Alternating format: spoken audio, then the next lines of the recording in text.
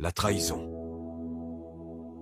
De toutes les souffrances qu'un être humain puisse vivre, la trahison est sans doute celle qui laisse les cicatrices les plus profondes.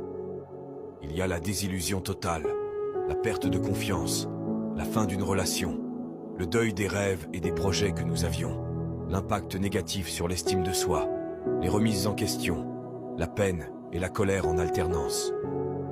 Comment faire à nouveau confiance à soi-même et aux autres après une trahison?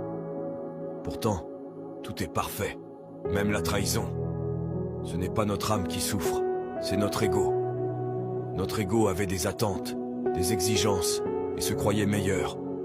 Il se voyait déjà grand, et se croyait en contrôle. C'est celui-là même qui veut aujourd'hui que nous nous refermions, que nous ne fassions plus confiance aux autres, et que nous durcissions notre regard et notre cœur pour ne plus souffrir. Notre ego se complaît dans le rôle de victime, dans la déception du passé et la peur de l'avenir. C'est un grand exercice d'humilité pour notre ego, et l'humilité rapproche l'ego de notre cœur. Si nous acceptons que tout est parfait, si nous sentons que notre âme est intacte, et si nous savons tirer les enseignements de cette expérience, alors la souffrance diminue et peut même disparaître.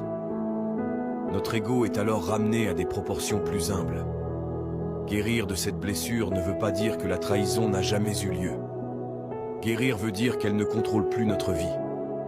Avoir confiance que tout arrive pour notre plus grand bien nous permet de voir les déceptions et les trahisons d'un autre cil. Il vaut mieux revenir à un état d'amour plutôt que de rester dans un état de souffrance. Nous sommes plus près du bonheur en choisissant d'aimer qu'en gardant de la rancune.